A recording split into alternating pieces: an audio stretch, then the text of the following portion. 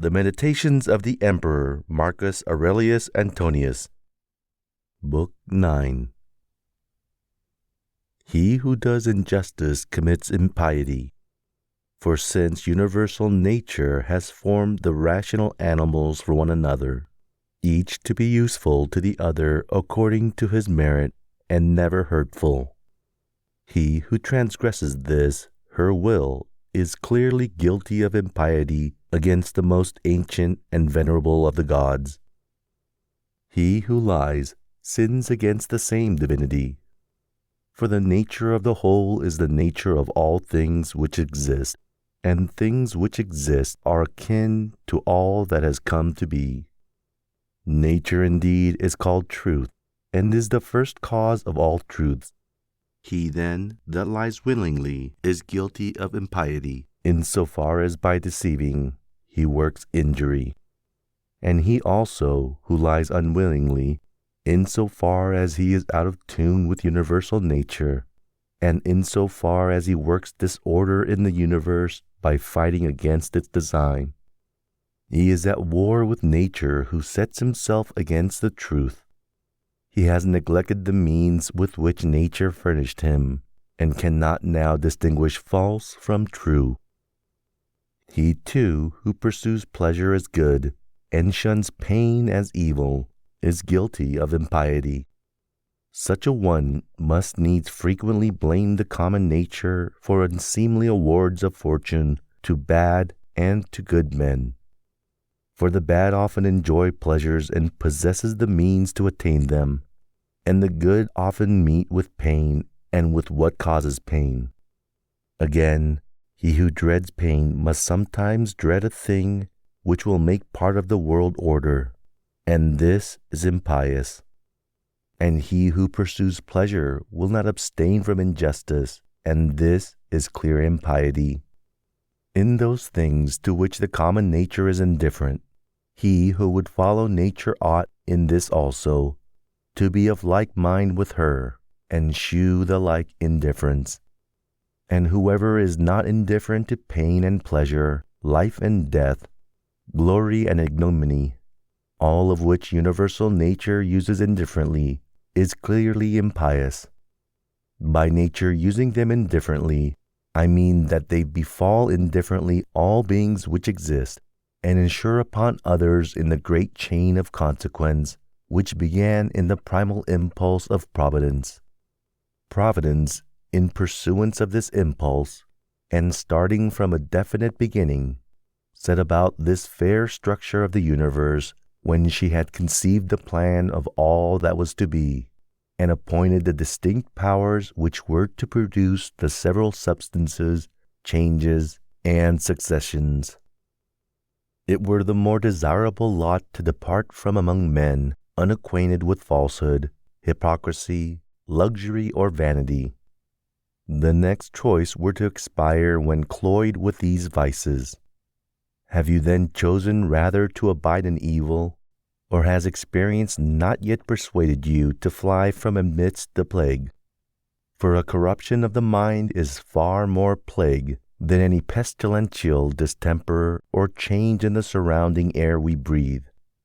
The one is pestilence to animals as animals, but the other to men as men. Despise not death, but receive it well content as one of the things which nature wills.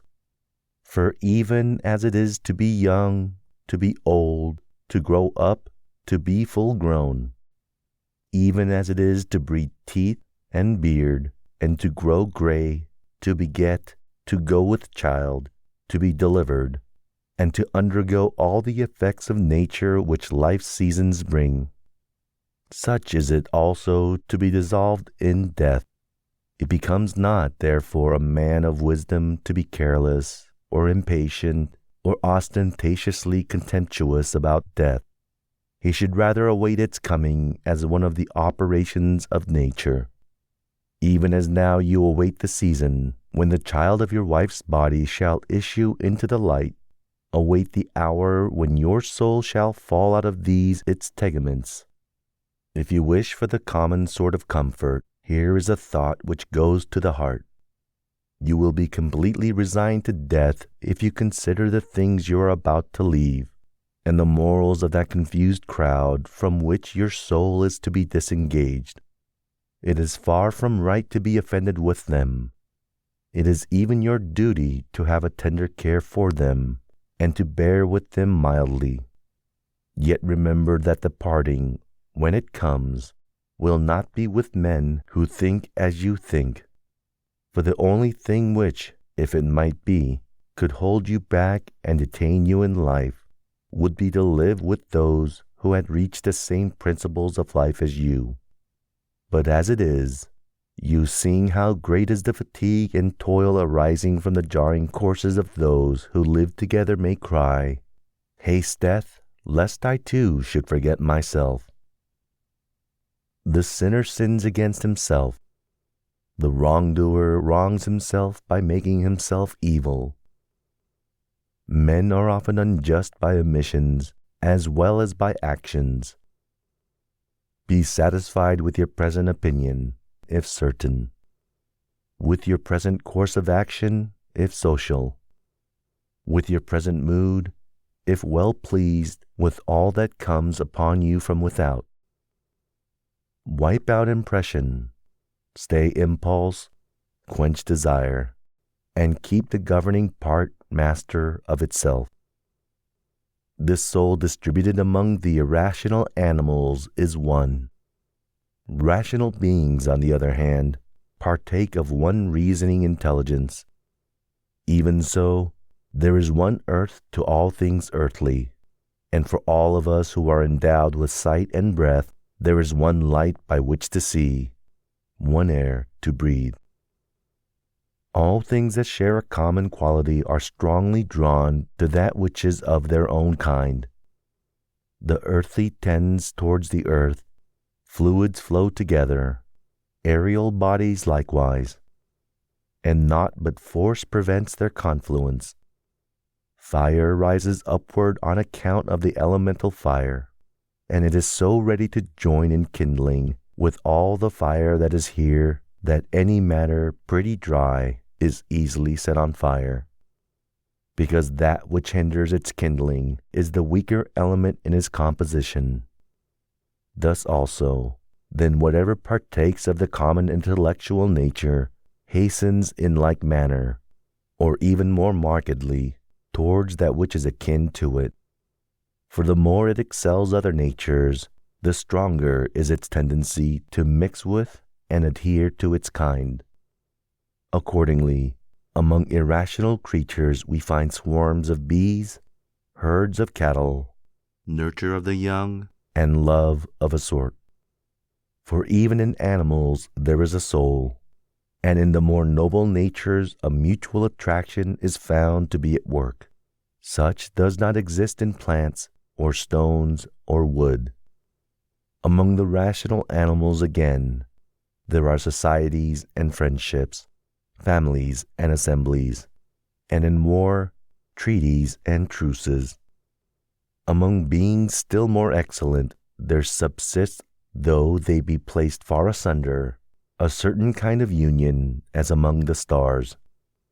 Thus a scent in the scale can produce a sympathy even in things that are widely distant.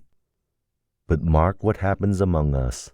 It is only intellectual beings who forget the social concern for one another and the mutual tendency to union. Here alone the social confluence is not seen, yet are they environed and held by it, though they strive to escape, and nature always prevails. Observe and you will see my meaning, for sooner may one find some earthly thing which joins with nothing earthly than a man severed and separate from all men. Man, God, and the universe all bear fruit, and each in their own season. Custom, indeed, has appropriated the expression to vines and the like, but that is nothing. Reason has its fruit both for all men and for itself, and produces just such other things as reason itself is. If you can, teach men better. If not, Remember that the virtue of charity was given you to be used in such a case. Nay, the gods are patient with them, and even aid them in their pursuit of some things such as health, wealth, and glory. So gracious are they. You may be so too. Who hinders you? Bear toil and pain, not as if wretched under it, nor as courting pity or admiration.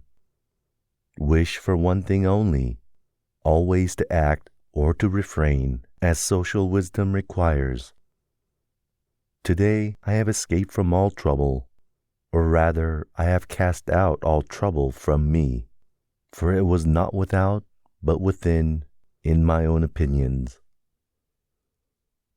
All things are, in our experience, common, in their continuance but for a day, and in their matter sordid. All things now are as they were in the times of those we have buried. Things stand without by themselves, neither knowing or declaring aught to us concerning themselves. What is it then that pronounces upon them? The ruling part.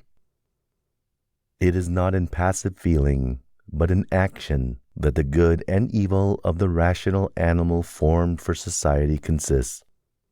Similarly, his virtue or his vice lies not in feeling, but in action. To the stone thrown up it is no evil to fall, no good to rise. Penetrate the souls of men, and you will see what judges you fear, and how they sit in judgment on themselves. All things are in change. You yourself are under continual transmutation, and in some sort corruption. So is the whole universe. Another sin you must leave with himself. The ceasing of any action, the extinction of any keen desire, or of any opinion, is, as it were, a death to them. This is no evil.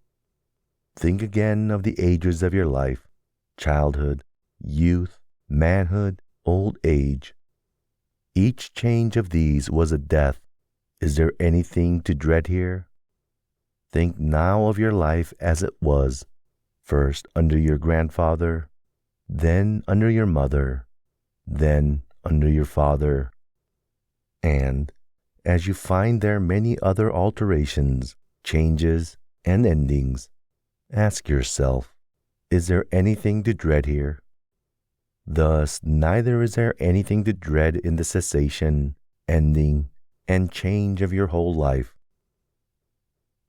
Make swift appeal to your own ruling part, to that of the universe, and to his who has offended you, to your own, that you may make it a mind disposed to justice, to that of the universe, that you may remember of what you are a part, and to his, that you may know whether he has acted in ignorance or by design, and that you may also reflect that he is your kinsman. You yourself are a part of a social system necessary to complete the whole. Accordingly, let your every action be a similar part of the social life. And if any action has not its reference, either immediate or distant, to the common good as its end, this action disorders your life and frustrates its unity. It is sedition like that of the man who in a commonwealth does all in his power to sever himself from the general harmony and concord. Children's quarrels, child's play, poor spirits carrying about dead corpses. Such is our life. The mask of the dead is intelligible by comparison. Go to the quality of the cause, abstracted from the material, and contemplate it by itself. Determine then the time, how long, at furthest, this thing of this particular quality can naturally subsist. You have endured innumerable sufferings by not being satisfied with your own ruling part when it does the thing which it was formed to do. Enough then of that. When another reproaches or hates you, or utters anything to that purpose, go to his soul, enter it there, and look what manner of man he is. You will see that you need not trouble yourself to make him think well or ill of you. Yet you should be kindly towards such men, for they are by nature your friends, and the gods, too, aid them in all ways, by dreams, by oracles, and even in the things about which they are most eager. The course of things in the world is ever the same, a continual rotation, up and down, from age to age.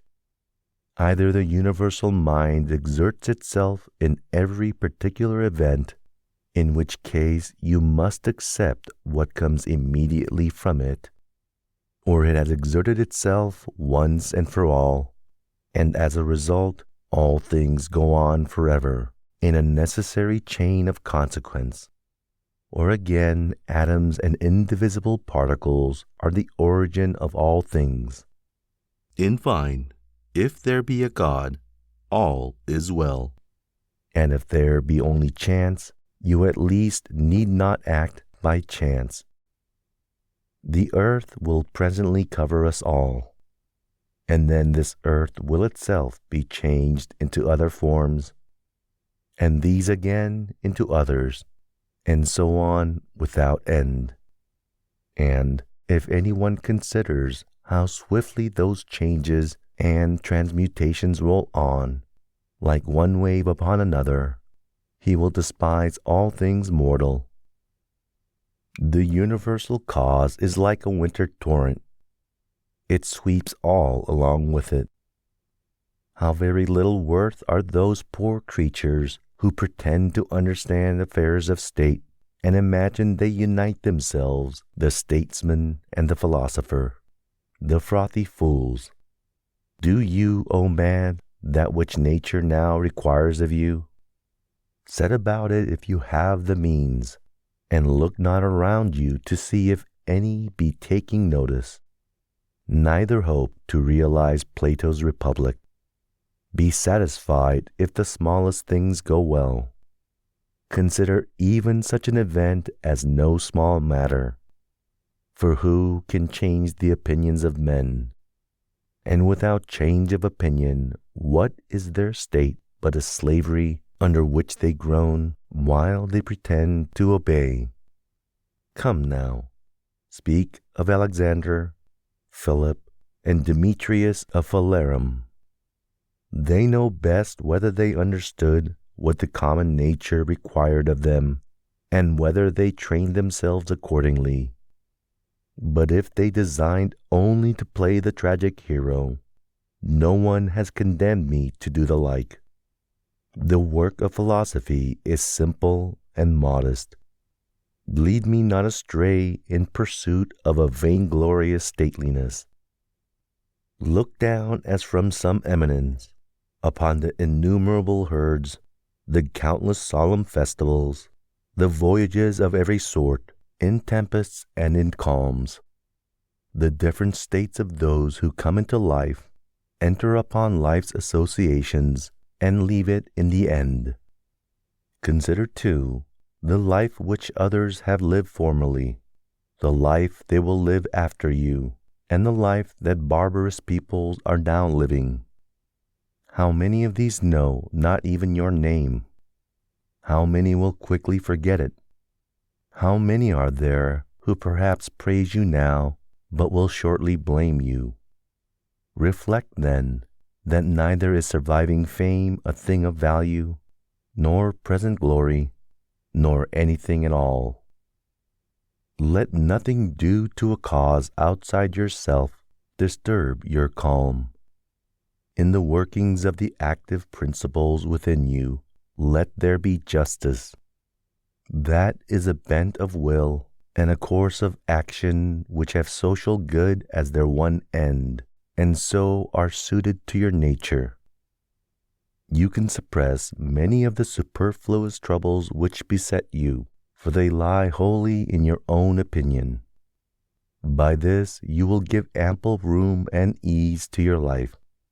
You may compass this end by comprehending the whole universe in your judgment, by contemplating eternity, and by reflecting on the swift changes of individual things, thinking how short is the time from their birth to their dissolution, how immense the space of ages before that birth, how equally infinite the eternity which shall succeed that dissolution.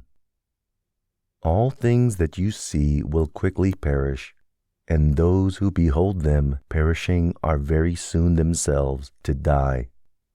And he who dies oldest will be in like case with him who dies before his time. What manner of souls have these men? What is the end of their striving? And on what accounts do they love and honor? Imagine their souls naked before you. When they fancy that their censures hurt or their praises profit us, how great is their self-conceit! Loss is not but change. In change is the joy of universal nature, and by her all things are ordered well. From the beginning of ages they have been shaped alike, and to all eternity they will be the same. How then can you say that all things have been and ever will be evil? That among so many gods there has been found no power to rectify, but that the universe is condemned to endure the burden of never-ending ill. How corrupt is the material substance of everything, water, dust, bones, and foulness. Again, marble is but the concrete humor of the earth, gold and silver its heavy dregs. Our garments are but hair, the purple dye blood. All else is of a like nature. Breath, too, is just the same, ever changing from this to that. Enough of this wretched life. Enough of repining and apish trifling. Why are you disturbed? Are any of these troubles new?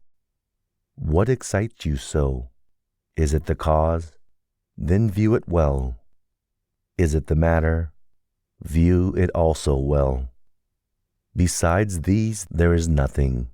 Wherefore at last act with more sympathy and goodness towards the gods. Whether you look on this spectacle for 100 years or for 3, it is the same. If he has done wrong, the evil is with him, and perhaps, too, he has not done wrong.